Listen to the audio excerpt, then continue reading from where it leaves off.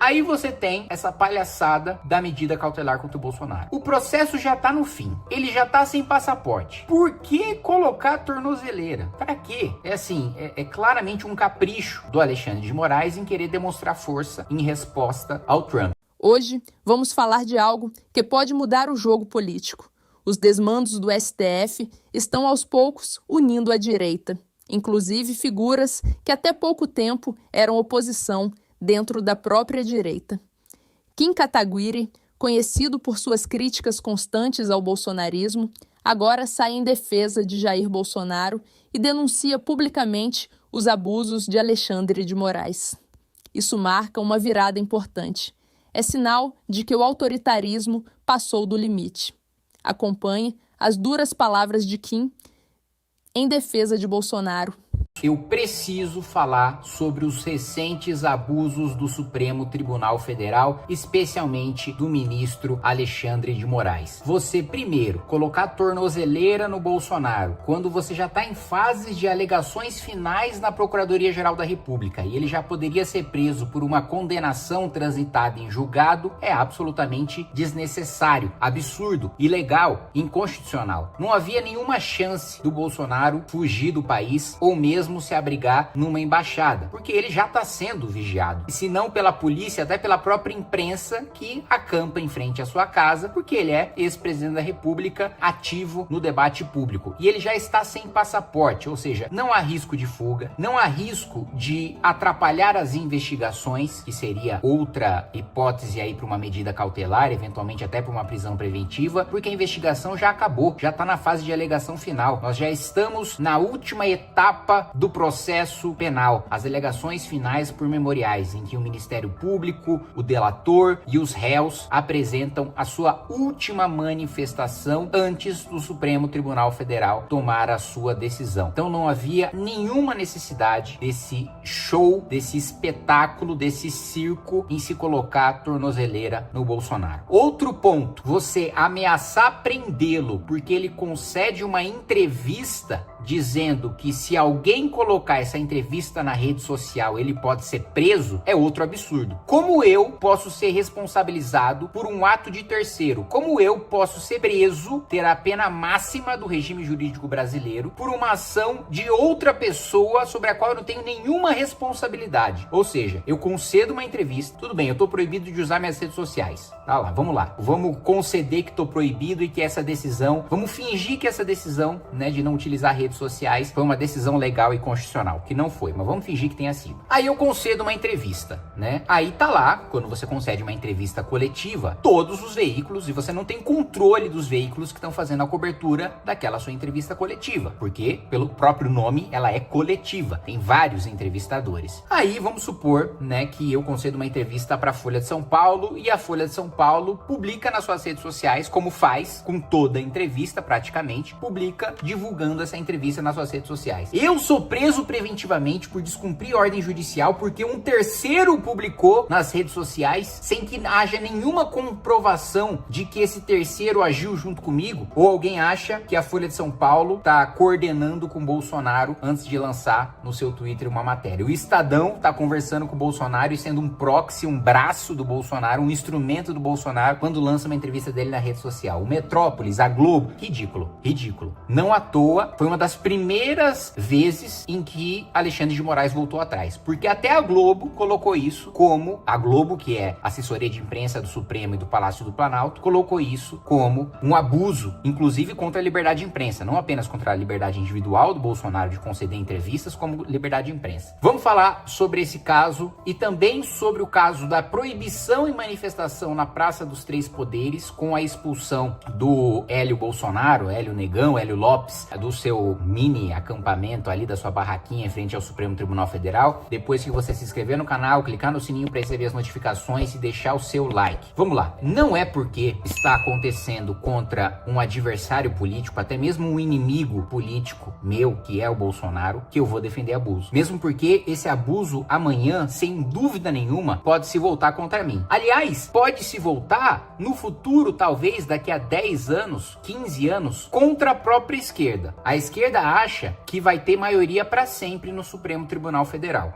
A esquerda se esquece que lá atrás ela própria criticou o Supremo no Mensalão e na Lava Jato, enquanto ainda o Supremo dava maioria para confirmar as condenações. Ou seja, não é sempre que o Supremo Tribunal Federal garante maioria para o PT, não é sempre, eu estou dizendo na história, para o PT, para a esquerda. Amanhã nós podemos ter uma maioria de ministros do Supremo de direita. E vamos supor que esses ministros decidam perseguir e atropelar o devido processo legal, como está acontecendo agora contra Bolsonaro, contra um esquerdista. Eles vão falar o quê? Se exatamente a mesma coisa está acontecendo agora, e eles estão defendendo, no futuro, se acontecer com eles, uma hipótese, eles vão falar o quê? Vão ter que aceitar caladinhos, porque se aceitaram contra os seus adversários, depois não tem moral nenhuma para falar quando o abuso acontecer contra eles. Então não é porque é contra Bolsonaro que eu vou defender abuso. Já começa com uma mudança, né, na própria jurisprudência, no próprio entendimento do Supremo Tribunal Federal. O Supremo Tribunal Federal tinha restringido o foro privilegiado para dizer que o foro privilegiado só é aplicado,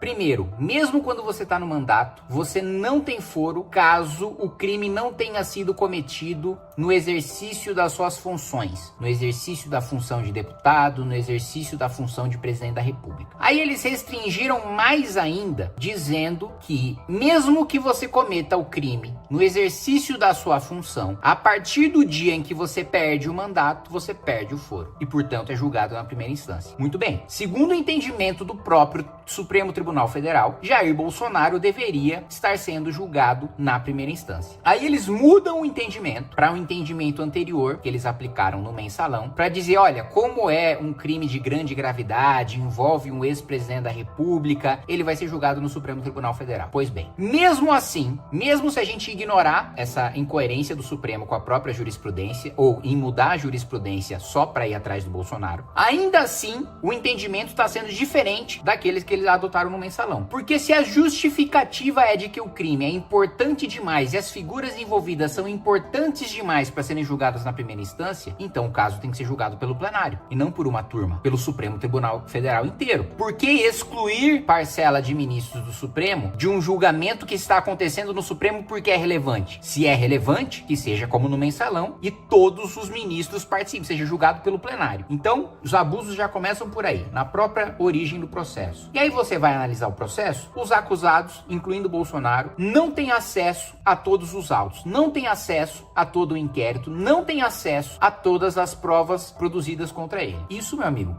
eu não sou nenhum criminalista, mas é caso de nulidade do julgamento, da completa invalidade de todos os atos desse julgamento, porque não há processo penal sem ampla defesa e contraditório, sem que a defesa tenha acesso a tudo o que foi produzido contra o acusado para exercer o seu direito de contraditar tudo aquilo que foi dito contra o acusado. Aí você tem essa palhaçada da medida cautelar contra o Bolsonaro. O processo já tá no fim, ele já tá sem passaporte. Por que colocar tornozeleira? Para quê? É claramente um capricho do Alexandre de Moraes em querer demonstrar força em resposta ao Trump. Mas não cabe, não é papel de ministro da Suprema Corte se envolver em atritos, né, ou relações internacionais. Quem tem que resolver o problema com o Trump é o Lula, não é Alexandre de Moraes. Posso odiar o Lula, posso não ter votado no Lula, posso defender o impeachment dele, posso ser um deputado de oposição até a alma, mas ele é o presidente da República, quem resolve o problema diplomático é ele. Eu sei que ele não vai resolver nada, mas é o papel dele. Jurídico é o papel dele, não do Alexandre de Moraes. O Hélio Lopes decide fazer um protesto pacífico em frente ao Supremo Tribunal Federal, colocando sua barraquinha lá. Um deputado federal eleito não pode fazer uma manifestação pacífica e silenciosa em frente ao Supremo Tribunal Federal. Uma democracia pressupõe que decisões judiciais, administrativas, políticas, legislativas, todas possam ser questionadas. Todas possam ser alvo de protesto.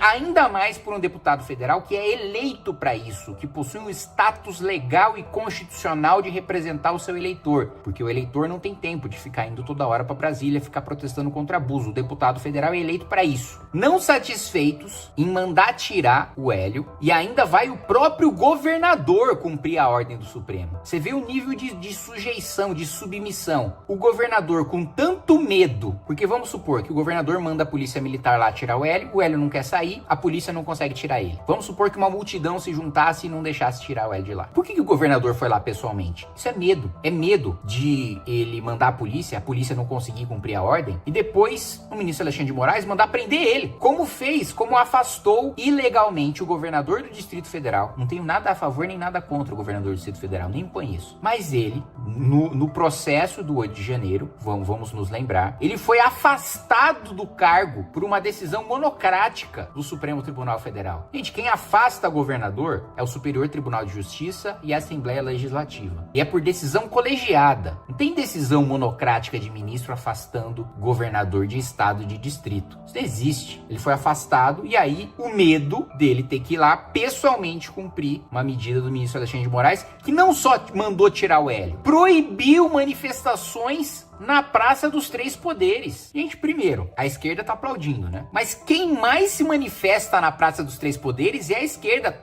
Eu tô lá, toda semana tem sindicato, tem CUT, tem UNE, tem MST, tem tribo indígena, toda semana tem. Aí agora eles vão aplaudir, proibir. Gente, olha a gravidade dessa decisão. Proibir manifestações na Praça dos Três Poderes, impedir numa democracia que a população se manifeste, mostre a sua indignação no núcleo, no centro do poder. Isso me lembra até uma piada que o Ronald Reagan contava, né? Ele dizia que um americano estava conversando com um soviético, e aí o americano falava: olha, no meu país eu posso colocar uma caixa em frente à Casa Branca, subir nessa caixa e falar: fora Ronald Reagan. Você pode fazer a mesma coisa? Aí o soviético disse: posso. Eu posso chegar lá no Kremlin, colocar uma caixa, subir na caixa e falar fora Ronald Reagan. Assim, é uma piada para ilustrar o autoritarismo de não se poder protestar contra a autoridade máxima ou outras autoridades do seu país, que é coisa de ditadura.